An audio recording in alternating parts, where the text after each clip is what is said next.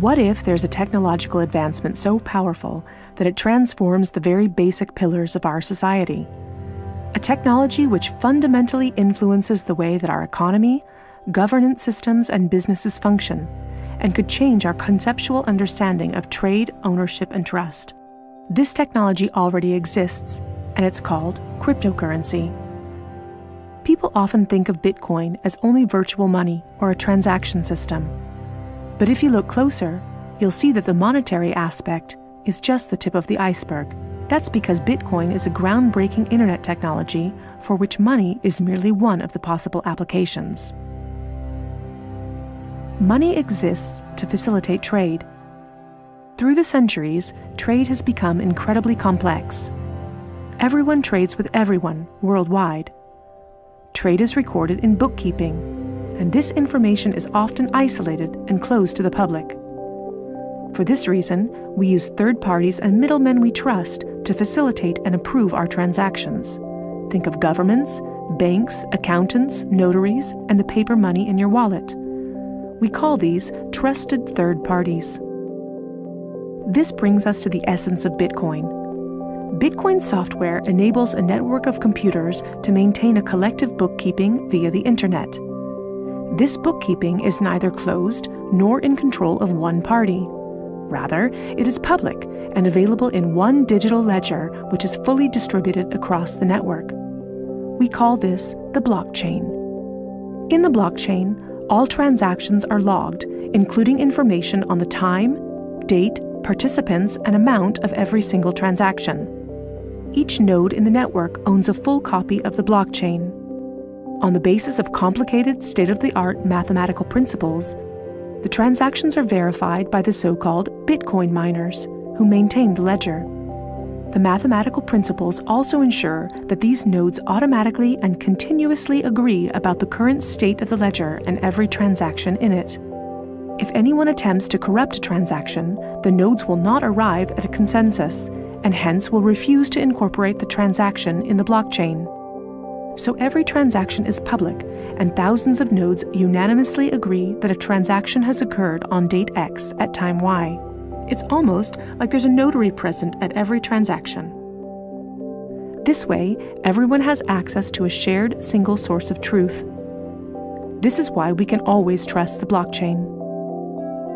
The ledger doesn't care whether a Bitcoin represents a certain amount of euros or dollars, or anything else of value, or property for that matter. Users can decide for themselves what a unit of Bitcoin represents.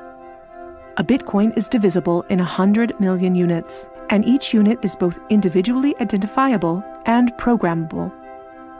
This means that users can assign properties to each unit. Users can program a unit to represent a eurocent, or a share in a company, a kilowatt-hour of energy, or a digital certificate of ownership. Because of this, Bitcoin is much more than simply money and payments.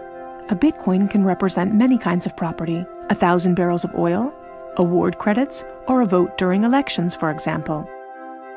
Moreover, Bitcoin allows us to make our currency smarter and to automize our cash and money flows.